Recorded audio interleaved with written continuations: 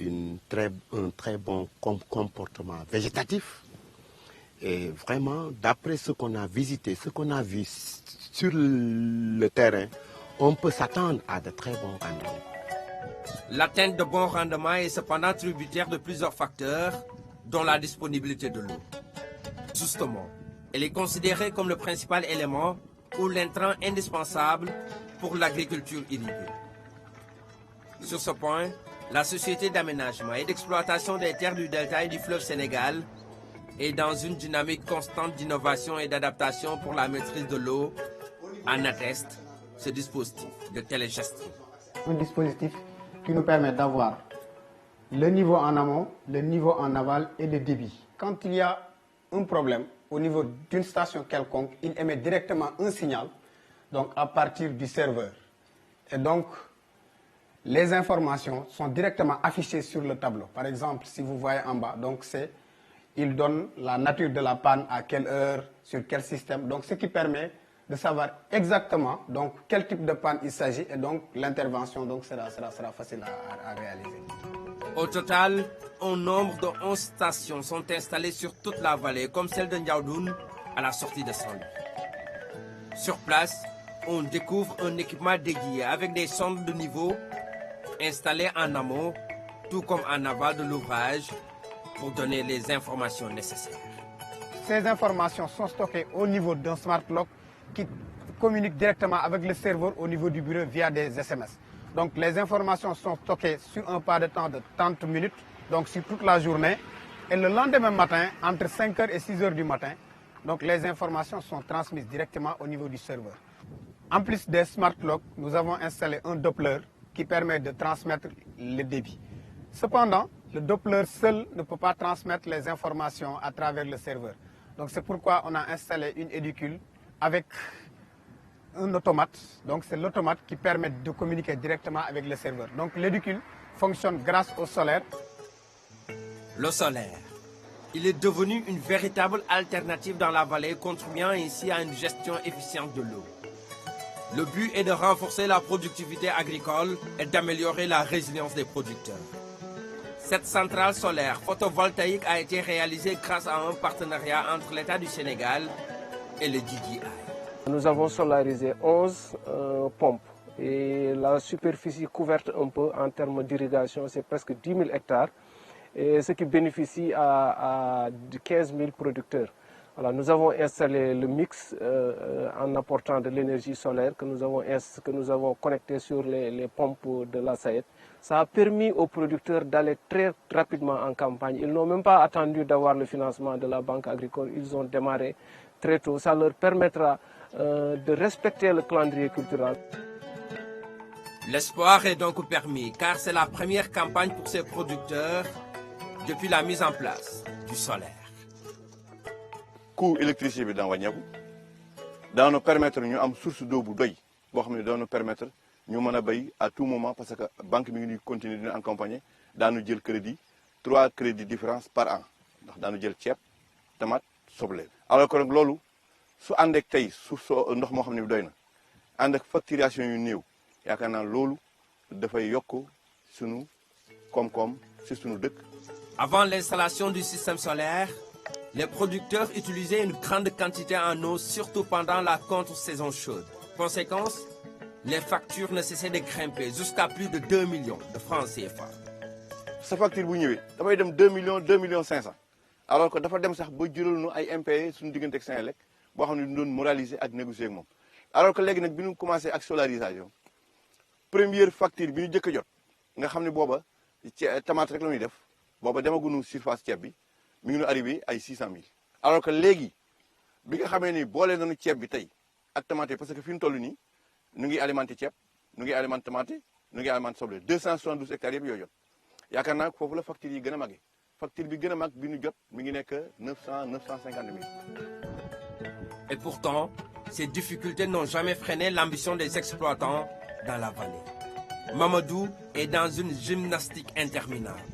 Une situation qui s'explique par les nombreuses brèches ouvertes de gauche à droite avec ce canal en terre. Canalo jogi problème canal o ko baɗɗo naddi o nawta ndiyam ɗam so machine o huɓɓi joni hedde 10 minutes min jahat min ñifam kadi ha canal o tello min kuɓɓir ɗum waɗi noon ko jiiɗon ko mbeɗa doga mbeɗa yaa mbeɗa arta fusat somi huccito tan ga fusi ko on probléme min jogui ɗo leydi ndi fotani en perdita dal ko ponda ilnude e air goto ma waɗɗon hedde heure tati par ce que waɗi ɗum ko fewani leydi ndi wonto réglani canal o moƴƴani.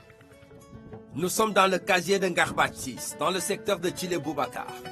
Ici, les canaux maçonnés sont visibles un peu partout.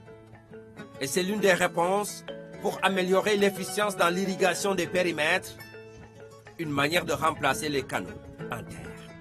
Pour les canaux en terre, on parle d'efficience d'irrigation autour de 55%.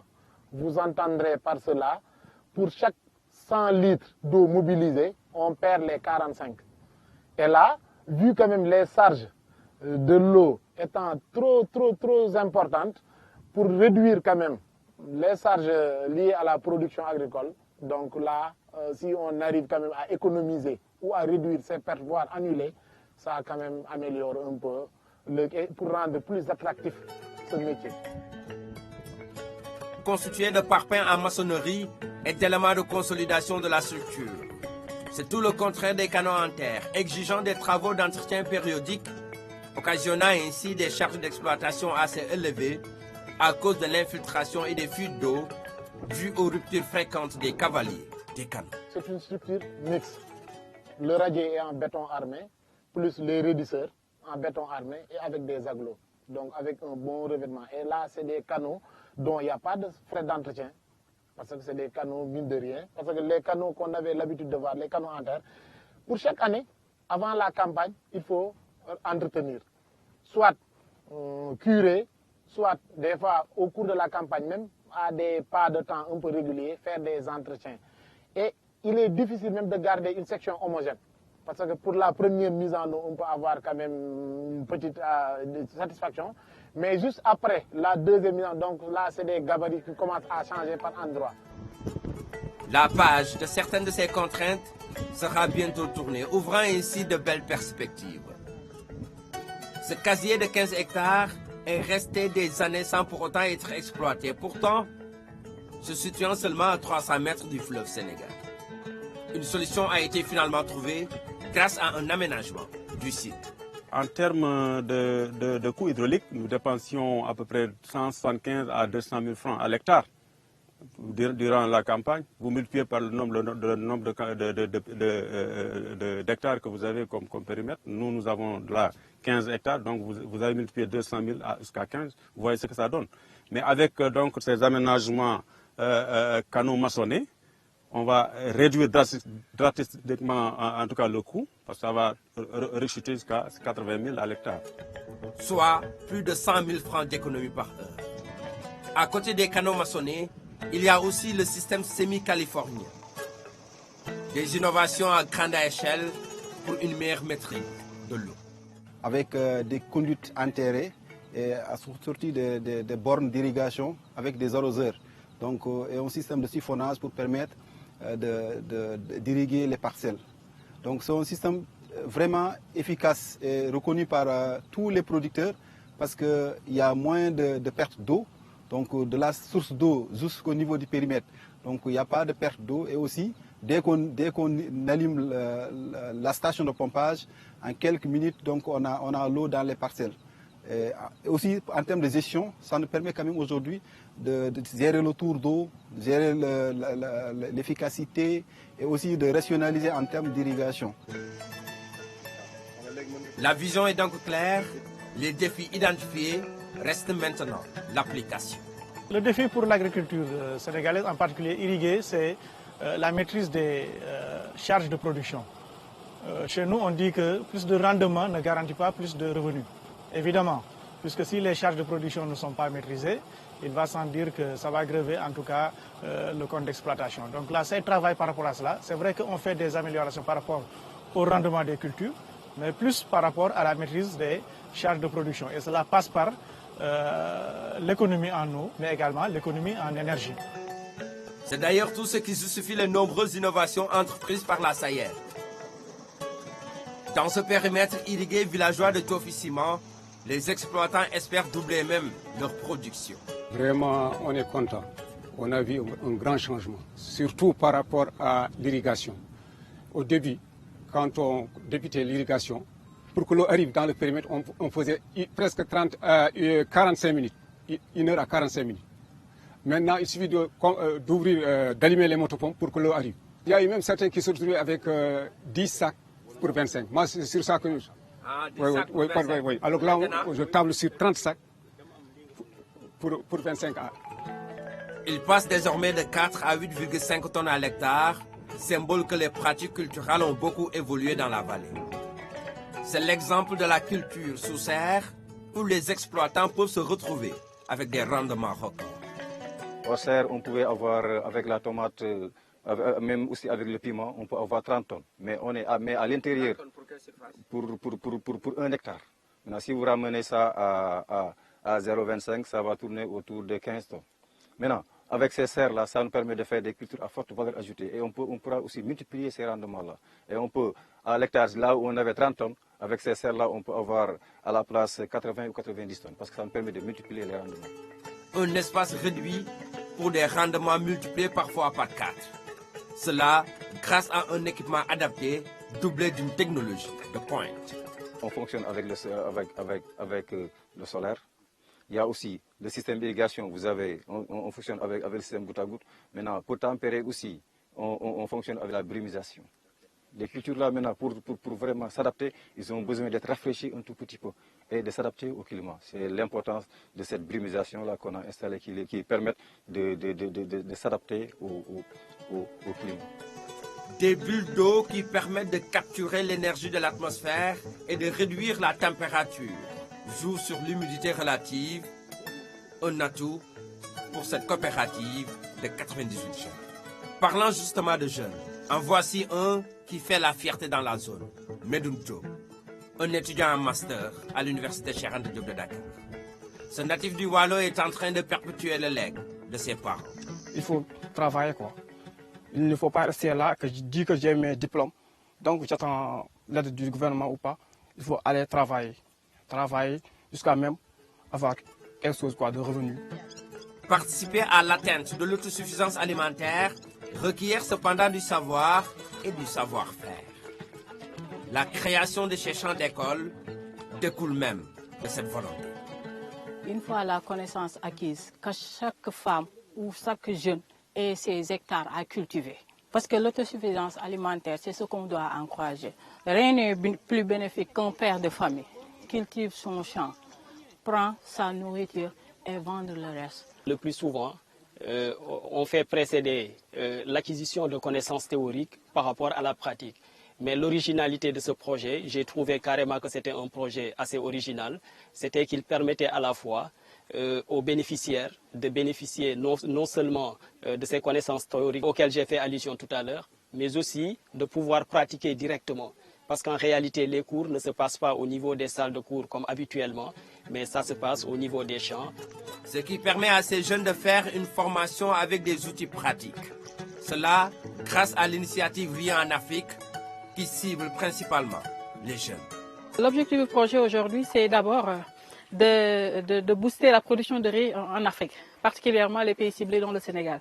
Parce que vraiment, ils veulent aider la chaîne de valeur riz à se développer encore plus. En plus de ça, ces objectifs aujourd'hui, c'est de créer des emplois pour les jeunes. En fait, c'est créer aussi une autonomisation économique pour les jeunes hommes, les jeunes femmes et les personnes qui vivent en situation de handicap.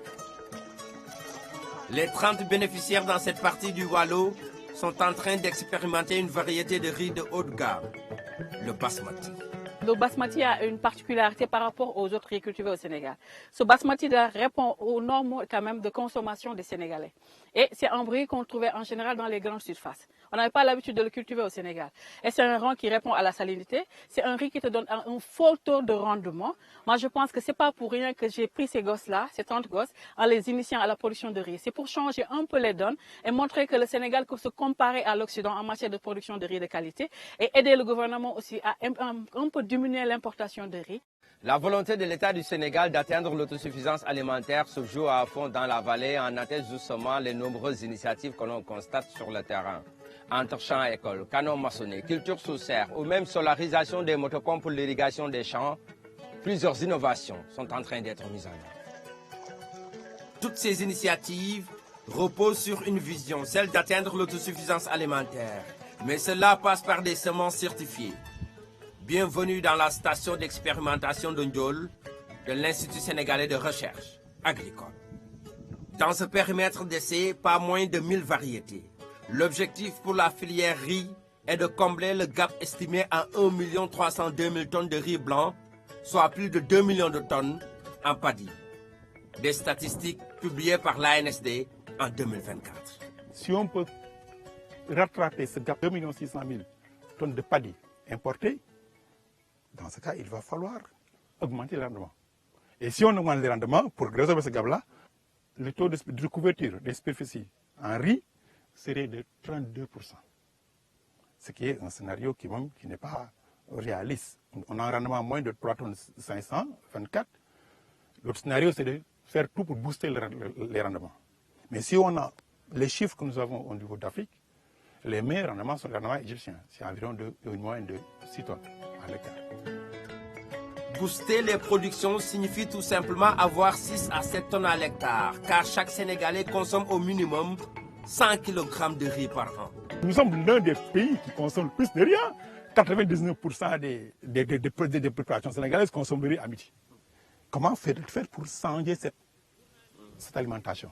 En essayant de réduire. L'objectif, c'est quoi? C'est de réduire le taux de consommation de riz, mais aussi en s'être diversifié, en vraiment développant les autres céréales traditionnelles. Malgré ces efforts consentis depuis des années, beaucoup d'unités de transformation sont aujourd'hui à l'arrêt dans la vallée à cause d'un manque de paddy. L'objectif, c'est d'augmenter les surfaces et s'assurer d'avoir un capital semencier disponible à temps pour que les producteurs puissent aller, parce que le riz, c'est quand même un calendrier culturel. Et à partir de là, si on augmente les surfaces, les potentialités sont là. Avec les partenaires techniques tels que l'ISRA, Africa Rice, l'Institut de technologie alimentaire, je pense qu'on peut faire avancer les choses. Diversifier certes, mais aussi augmenter considérablement les aménagements. La vallée du fleuve Sénégal a un potentiel de 240 000 hectares et pourtant, seuls les 130 000 sont aménagés. 70 000 hectares font l'objet de riziculture. Donc le reste, effectivement, c'est la polyculture. Donc dans ce sillage, effectivement, de cet objectif, je pense qu'un des axes majeurs, c'est qu'il va falloir aller aussi vers l'augmentation substantielle des superficies aménagées. On avait un objectif autour de 30 000 hectares, globalement à l'échelle de la vallée. Et sur ces 30 000 hectares, nous avons pu réaliser autour de 21 000 hectares. Sur les 21 000 hectares, c'est réparti autour de 7 000 hectares pour l'oignon, 1 500 hectares pour, disons, la tomate, à peu près 3 000 hectares pour la pomme de terre, 3 000 hectares aussi pour le manioc. Et que dire de la filière oignon, qui est aussi très développée dans la vallée, surtout dans le département de Podor. Un tour au centre de groupage de Boubé nous permet de constater le stock avec une capacité de 600 tonnes pour les 3 hangars. Vallée yëpp commencé nag di ñëw di indi parce que am nañ suffisamment de hangars pour stocker. Lool gën na yokk njaay mi gën na fësal bërëb bi. Beneen bi baykat bu ne mun na jëli produit am indi teg fi dem yoonam. Pour la campagne qui est en cours, on est à 2700 hectares de mise en valeur, ce qui est important. Néanmoins, quand même, on a observé une petite diminution comparée aux années passées, parce qu'il faut dire que cette année-là, on a connu une forte crue qui a fait que quand même beaucoup de producteurs ont quand même essayé de ne pas aller en campagne parce que leur parcelle était inondée. Donc maintenant, il faut dire quand même, pour les années passées, on était à 3 000, 4 000 hectares.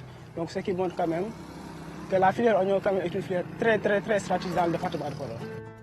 Après une bonne mise en valeur et une disponibilité de l'eau, il faut aussi sécuriser la production pour espérer de bonnes récoltes. Les dispositions sont prises. Je pense que la semaine passée, nous avons participé déjà au conseil interministériel de préparation de la campagne et le Premier ministre avait donné des instructions fermes par rapport à notre ministère de tutelle pour que les dispositions idoines soient prises en rapport avec la DPV, pour que, en tout cas, cette production très attendue au niveau de la vallée soit sécurisée, en menant donc le combat avec la pression aviaire. Assurer une lutte aviaire efficace, surtout parce qu'on perd chaque année 25 à 30% de la production uniquement à cause du péril aviaire. Pour faire face à ces difficultés et relever les défis, les producteurs travaillent en étroite collaboration avec un partenaire financier, la Banque agricole.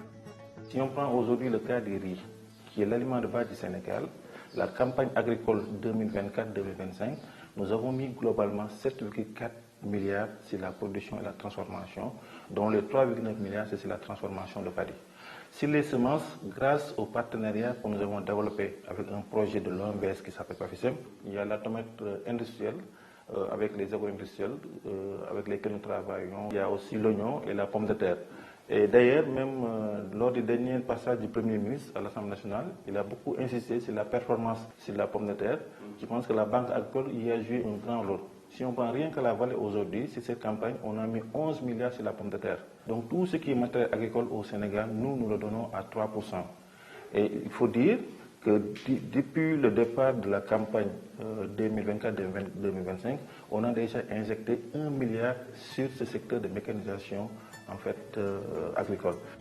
Malgré ce taux préférentiel, certains débiteurs n'arrivent pas à honorer leurs engagements à l'échéance convenue. Ce qui est lié parfois à un concours de circonstances, à des aléas climatiques. C'est pourquoi la LBA demeure la seule banque agricole au Sénégal accréditée au Fonds vert climat. On a la possibilité aussi de lever des fonds à des taux faibles pour pouvoir financer des projets qui ont un impact positif sur l'environnement, c'est-à-dire des projets qui ont la possibilité d'atténuer en fait les changements climatiques. Et là, tout récemment, on vient même de signer une convention de 40,2 milliards de dollars qui sera exclusivement destinée à des projets verts. Une situation difficile à maîtriser au moment où le Sénégal décaisse chaque année une enveloppe estimée à plus de 1070 milliards de francs CFA pour se nourrir. Le Sénégal importe 1,4 million de tonnes de riz, 860 000 tonnes de blé, 347 000 tonnes de fruits et légumes, 450 000 tonnes de maïs, 210 000 tonnes de sucre, 200 000 tonnes d'huile et l'équivalent de 100 millions d'euros de lait. Cette grosse manne financière que nous importons pour nourrir les Sénégalais, j'ai la mauvaise nouvelle de dire, ce sont des emplois que nous exportons. Les emplois dont la jeunesse, dont le monde rural, dont les femmes, dont le pays a besoin de créer, c'est exactement ce que nous exportons à travers les importations. Comment faire pour inverser la tendance? La réponse, avec le nouveau référentiel Sénégal 2050. À travers le référentiel 2050, Son Excellence le Président de la République et le Premier ministre nous ont instruits non seulement de faire de l'agriculture et de l'élevage la priorité des priorités, mais aussi de développer des stratégies pour permettre aux Sénégalais de produire ce que nous consommons au Sénégal. Parmi ces différentes stratégies figure en bonne place la charpente sur laquelle viennent se greffer les autres initiatives, celles relatives aux coopératives agricoles communautaires. Les coopératives agricoles communautaires qui sous-tendent l'exécution du référentiel 2050, notre ambition est de les installer dans les 525 communes rurales du Sénégal. Ce sont des fermes agroécologiques de 200 hectares, extensibles à 100 hectares, qui peuvent être sur des modèles éclatés, mais aussi sur un même périmètre agricole, où nous aurons la maîtrise parfaite de l'eau, où nous allons permettre à l'agriculteur familial, le petit agriculteur, le petit éleveur, de pouvoir cultiver 12 mois sur 12 avec une maîtrise parfaite de l'eau, où il y aura toutes les infrastructures, arboriculture, pisciculture, aviculture, élevage, dans un concept totalement intégré. Aujourd'hui, au lieu de donner des tracteurs subventionnés aux producteurs, on est en train d'implémenter, d'essayer le concept de allotracteur. Allotracteur, c'est comme Uber pour les tracteurs. Mais on ne va pas seulement faire des tracteurs, il y a aussi des motoculteurs, les moissonneuses-batteuses. Pour résoudre la problématique de la productivité il faudrait regarder toute la chaîne de valeur. De l'analyse des sols, l'analyse de l'eau, l'amendement organique, le cholage, le phosphatage, la formation des acteurs, la maîtrise des techniques culturales, la gestion des calendriers agricoles, la transformation, la commercialisation, le financement. Des milliers d'emplois au profit de la jeunesse sénégalaise. Une ambition noble certes, mais qui nécessite une réelle volonté pour atteindre les objectifs fixés dans le cadre de l'autosuffisance alimentaire. Déjà pour la saison chaude 2025, les producteurs de la vallée ont semé 41 200 hectares. Un effort considérable si on le comparait en 2024, où les producteurs avaient semé 32 000 hectares, soit près de 10 000 hectares de plus. Suffisant pour dire que lorsque la vision est claire et que le travail est bien fait, le résultat ne peut être que positif.